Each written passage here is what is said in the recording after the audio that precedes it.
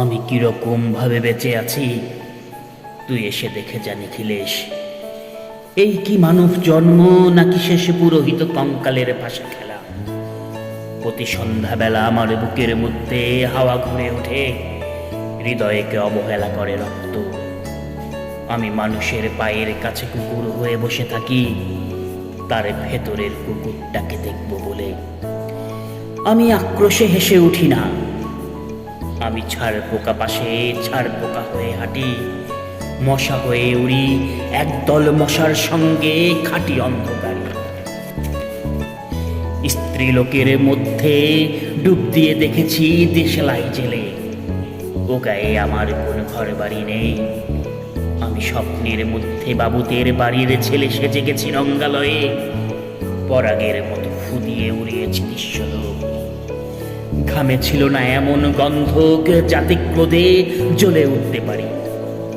নিখিলেশ, তুই একে কি বলবি? আমি শোবার ঘরে নিজের দুই হাত পেরেকে বিধে দেখতে চেয়েছিলাম যিশুর কষ্ট খুব বেশি ছিল কিনা।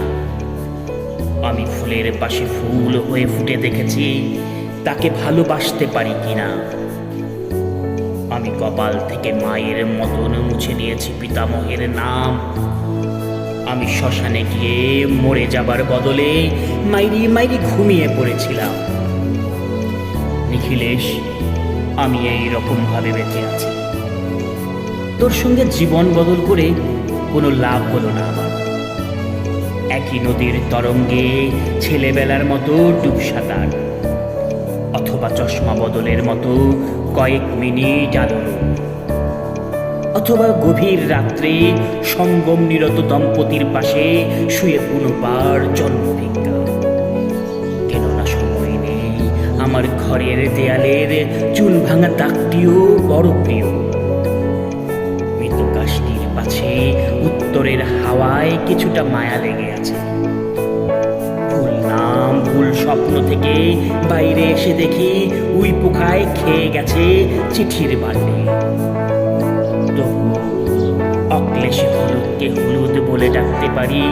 আমি সর্বস্ব বন্ধকে দিয়ে একবার একটি মুহূর্ত চেয়েছিলাম।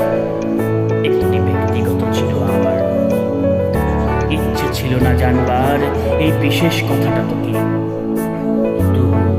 ক্রমশ বেশি করে আসে সে রাত্রে এরকম জল তেষ্টা আর কখনো পেত না। রোজ অন্ধকার হাতরে টের পাই তিনটি ইঁদুর নামুষি।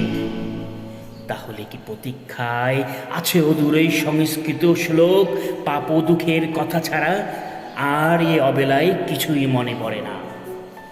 আমার পূজা ও নারী হত্যার ভিতরে বেজে ওঠে সাইরেন। নিজের দুই হাত যখন নিজেদের ইচ্ছে মতো কাজ করে তখন মনে হয় ওরা সত্যিকারের আজকাল আমার ভিতর। চোখ দুটো মনে হয় এক পলক সত্যি চোখ। এরকম সত্যি পৃথিবীতে